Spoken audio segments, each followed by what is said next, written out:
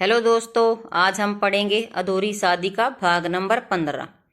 दूसरे दिन कॉलेज के कैंटीन में नमक वाली खीर पर रिया, युग और माही बैठकर खूब हंस रहे थे।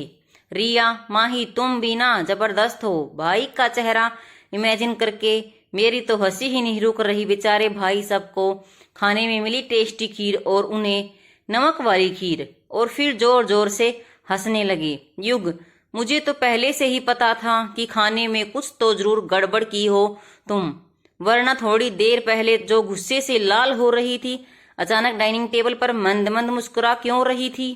माही, अब आप लोग हमारा मजाक उड़ाना बंद करिए। उन्होंने जो किया उसके बदले यह थोड़ा कम ही था। और वह क्या था कि खीर हमारी ही तरह है।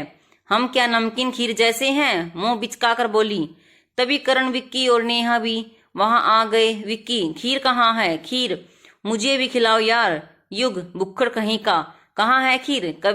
कहीं भी तो नहीं है। विक्की रुआसा होते हुए बोला, देखो ऐसा मत करो, मैंने अभी अभी सुना था तुम लोग खीर खीर कर रहे थे।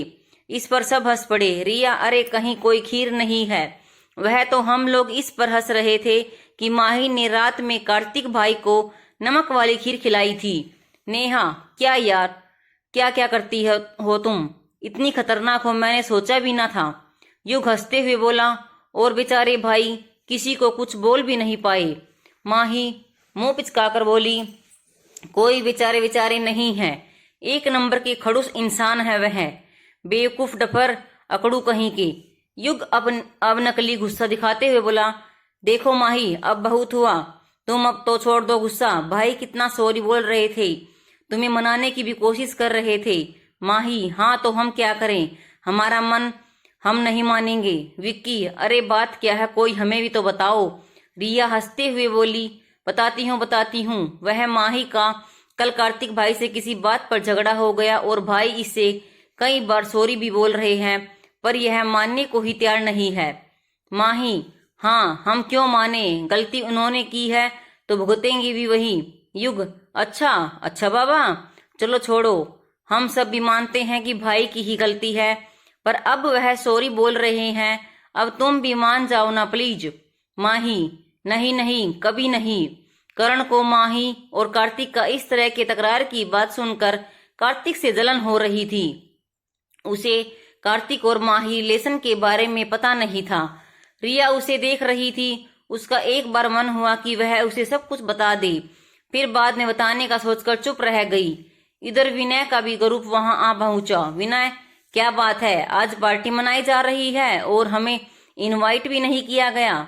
वैसे रिया, तुमने यह अभी तक बताया नहीं कि युग की गर्लफ्रेंड तुम हो या माही, या फिर दोनों। यार युग, तुम मैनेज कैसे करते हो दोनों को एक साथ? युग, देखो विनय, हम लोग अभी झगड़ने के मूड में नहीं हैं, तो बेहतर होगा कि तुम यहाँ से चले जाओ। विक्की, लगता है कि माही की पिटाई भूल गए हो। विनय गुस्से से अपनी भो पर उंगली फिराई और फिर बोला, कुछ नहीं भूला हूँ, उस बेइज्जती का तो मैं समय आने पर सूद समेत बदला लेकर ही रहूंगा।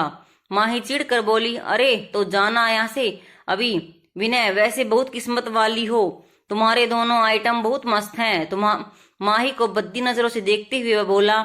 अब माही का गुस्सा फूट पड़ा। वो उठी और विनय का कॉलर पकड़कर बोली, तुम्हें हम आइटम नजर आते हैं? अरे हम युग की बहन हैं, बहन।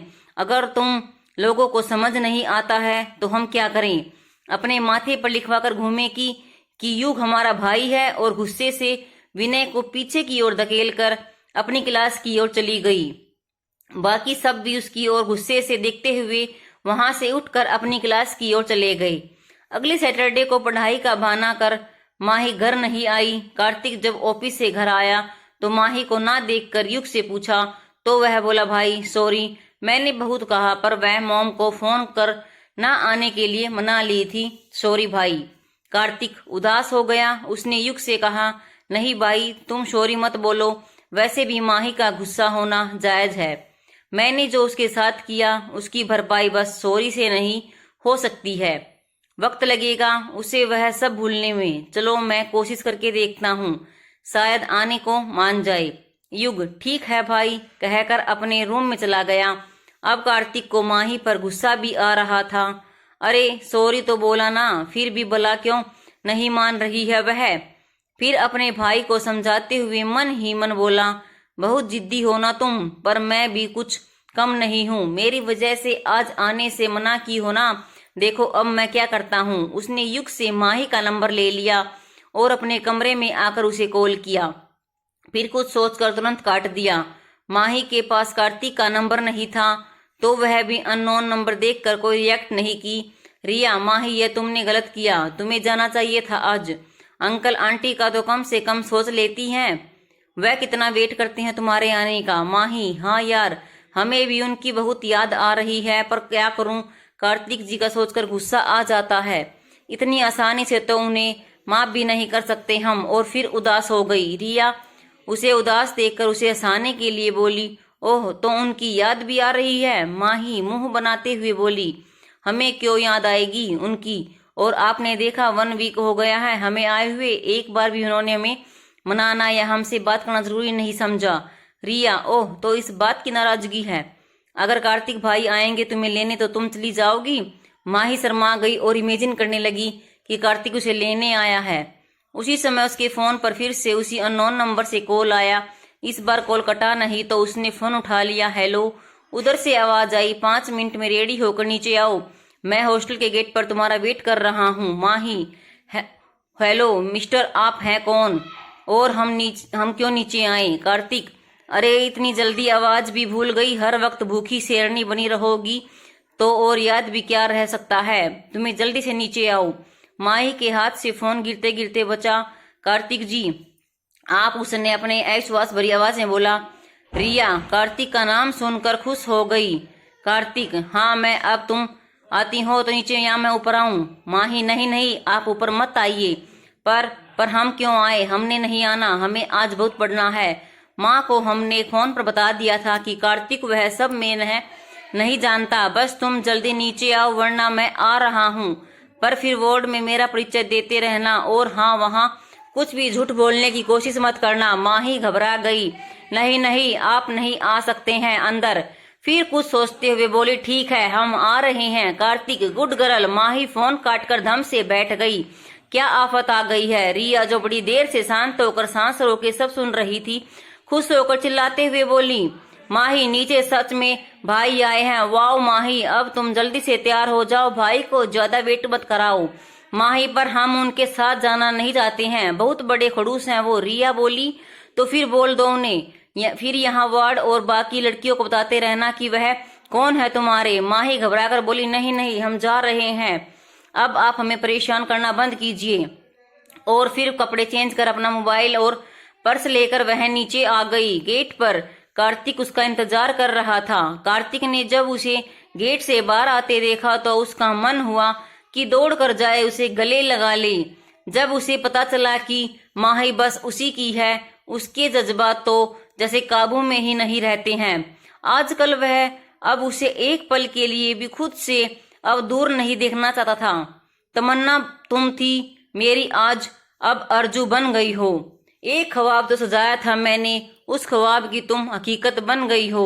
माही गाड़ी के पास आ गई, पर कार्तिक अभी भी उसके ख्यालों में ही खोया हुआ था। उसे यूं खोया देख माही ने जोर से गाड़ी का गेट लगाया तो उस आवाज से कार्तिक अपने ख्याल से बाहर आया। माही पिछली सीट पर जाकर बैठ गई। कार्तिक ड्राइविंग सीट पर बैठते हुए बोला, मैडम ड्राइवर नहीं हूँ, तुम्हारा हस्बैंड हूँ, तो आगे आकर मेरे पास बैठो। माही वैसे ही बैठी रही, मन ही मन कार्तिक उसका हस्बैंड कहने पर खुश हो रहे थे, पर चेहरे से ऐसा जाहिर कर रही थी जैसे बहुत गुस्से में हो। कार्तिक फिर बोला, मैंने बोला आगे आ जाओ। माही फिर भी चुप रहे। अब कार्तिक झुंझलाकर बोला, तुम कोई बात एक बार में क्यों नहीं मानती हो? अगर तुम खुद से आगे नहीं आई तो मैं तुम्हें उठाकर ले जाऊंगा आगे। यह सुन माही घबरा गई और झट से आगे की सीट पर आकर बैठ गई। कार्तिक ने गाड़ी स्टार्ट कर दिया। माही चुपचाप विंडो से बाहर देखे जा रही थी। कार्तिक बीच बीच में उसे देख लेता था। 2 लोगों के होते हुए भी गाड़ी में सन्नाटा था। आखिर में कार्तिक ने ही चुप्पी को तोड़ते हुए बात करना शुरू किया। कार्तिक, माही सॉरी, मैं सच में बहुत शर्मिंदा हूँ अपनी सोच पर। क्या तुम मुझे एक बार माफ नहीं कर सकती हो? माही एक बार नजर उठाकर उसकी ओर देखी, फिर नजरें घुमाकर विंडो से बाहर देखने लगी। कार्तिक, क्या हुआ माही? कुछ तो बोलो ना। क्या हमारी फिर से दोस्ती नहीं हो सकती जैसे पहले थी, जब तुम छोटी सी गोल मटोल गुड़िया हुआ करती थी?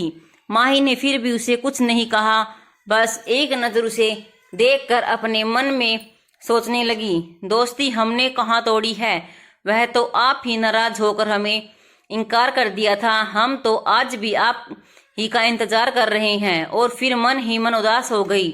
कार्तिक ने अभी भी माही को चुप देखकर बोला, देखो, अगर तुम कहोगी ना तो मैं कान पकड़कर घुटनों पर बैठकर भी माफी मांगने को तैयार हूँ, पर तुम एक बार मुझे माफ कर दो यार, प्लीज। मैं अब हमारे रिश्ते को आगे बढ़ाना चाहता हूँ। मैं हमेशा के लिए तुम्हें अपने पास रखना चाहता हूँ। अपने दिल की सारी गलतियों के लिए अपने दिल से तुमसे माफी मांगना चाहता हूँ। माही ने जब कार्तिक को इस तरह खुला इकरार करते सुना तो उसका मुंह खुला का खुला ही रह गया। उसकी आंखें शर्म से झुक गई, उसका चेहरा एक पल के लिए लाल हो गया। उसका मन हुआ कि अभी अपनी सारी नाराजगी और सारा गुस्सा छोड़कर उसकी बाहों में छुप जाए, पर एक बार फिर न जाने क्यों उसने अपनी भावनाओं पर काबू कर लिया और चुपचाप अपने सर नीचे झुका ली। यह देखकर कार्तिक ने गाड़ी रोक दिया। यूं अचानक गाड़ी रुकते देखा माही चौंक गई। अरे, कहीं यह सच में कान पकड़कर माफी मांगेंगे क्या? यह यहाँ बीच सड़क पर लोग देखेंगे तो क्या कहेंगे? नहीं नहीं, हमें रोकना होगा। वह नजर उठाकर कार्तिक की ओर देखे तो वह अपनी सीट पर नहीं था। अब यह कहाँ चले गए? सच में एक नंबर की बेवकूफ हैं। ऐसे भला बीच सड़क पर कोई गाड़ी रोकता है क्या? कहाँ गए? अब कहाँ खोजूं? वह इधर उधर नजर दौड़ाने लगी तो सामने आइसक्रीम पार्लर से कार्तिक को निकलते हुए देखा। उसके हाथ में 2 आइसक्रीम की कोन थी। अब उसे खुद पर हंसी आ गई। हम भी ना तुरंत में क्या क्या सोच बैठे। वह भला क्यों कान पकड़कर हमसे माफी मांगेंगे? केवल अपना अकड़ और गुस्सा दिखाएंगे। कार्तिक गाड़ी में आकर बैठ गया और एक आइसक्रीम माही की ओर बढ़ाते हुए बोला, यह लो, हम अपनी दोस्ती की शुरुआत इस मीठी आइसक्रीम से करते हैं। माही, है हमने कब आपसे दोस्ती की? कार्तिक, अरे अभी तो मैंने तुमसे माफी मांगी और तुमने मुझे माफ कर दिया तो हो गई ना हमारी दोस्ती। माही, हमने कब माफ कर दिया? कार्तिक, अभी तो किया। माही, नहीं तो कार्तिक, अरे अभी जब मैंने तुमसे माफी मांगी तो तुम गुस्सा नहीं हुई तो मुझे लगा कि तुमने माफ कर दिया। अच्छा, अब जल्दी से खा लो वरना आइसक्रीम मेल्ट होकर पूरी ड्रेस पर गिर जाएगी और तुम्हारी ड्रेस खराब हो जाएगी। माही आश्चर्य से उसकी तरफ देखे जा रही थी। यह क्या कह रहे हैं आप? नहीं नहीं, हमने अभी आपको माफ नहीं किया है। कार्तिक, नहीं माफ किया तो ठीक है, लाओ मेरी आइसक्रीम वापस करो, मैं खुद ही दोनों खा जाऊंगा। आंखें दिखाते हुए बोला, माही, मैं क्यों दूं? यह मेरा है। और जल्दी से उसे खाने लगी। अगर आपको दूसरी आइसक्रीम खानी है तो खुद जाकर लेकर आओ। उसे इस तरह जल्दी जल्दी अपनी आइसक्रीम खाते देख कार्तिक मुस्कुरा दिया। उसे पता था कि माही को आइसक्रीम बहुत पसंद है। उसने मन ही मन सोचा, ओह माही, मेरी वजह से कितने तकलीफ में रही हो तुम। तुम्हारे दिल का दर्द मैं समझ सकता हूँ। मैं मानता हूँ कि मैंने बहुत गलत किया तुम्हारे साथ। तुम्हारी खुशी छीनी है मैंने। अब तुमसे वादा भी करता हूँ कि तुम्हें तुम्हारी सारी खुशियाँ वापस करूँगा। तुम्हें वह सारे हक दूंगा जो एक पत्नी का अपने पति पर होता है। तुम्हें वापस अपनी जिंदगी में शामिल कर लूंगा। फिर कभी खुद से दूर जाने नहीं दूंगा। बस अगले महीने तुम्हारा फाइनल एग्जाम खत्म हो जाए और फिर मैं तुमसे अपने दिल की सारी बातें कहकर तुम्हें पूरे सम्मान के साथ तुम्हारा वो हक जिससे तुमने मुझे आजाद किया था सारा का सारा वापस करूंगा। अब तुम्हारी जिंदगी में शामिल होकर तुम्हें अपनी जिंदगी बना लूंगा। और फिर गाड़ी स्टार्ट कर ली और घर की ओर गाड़ी बढ़ा लिया। कार्तिक ने गाड़ी में एफएम चालू कर दिया। उस पर धीमी आवाज में गाना बज रहा था जो कि इस वक्त दोनों के दिल की आवाज थी, जो वो अपने दिल में अभी एक दूसरे की से छुपा कर रखे हुए थे। जो मेरी रूह को चैन दे, प्यार दे, वो खुशी बन गए हो तुम, जिंदगी बन गए हो तुम, जिंदगी बन गए हो तुम। क्या करण माही को अपनी फीलिंग बता पाएगा? क्या होगा जब कार्तिक भी वहां पहुंचेगा? क्या वो अपने दोस्तों से माही को अपनी वाइफ के रूप में इंट्रोड्यूस करवा पाएगा? कौन है वो लड़की जो कार्तिक से मिलते ही उसकी गले लग गई। आगे की कहानी देखने के लिए आपको अगला भाग देखना पड़ेगा। वीडियो देखने के लिए आप सभी का धन्यवाद।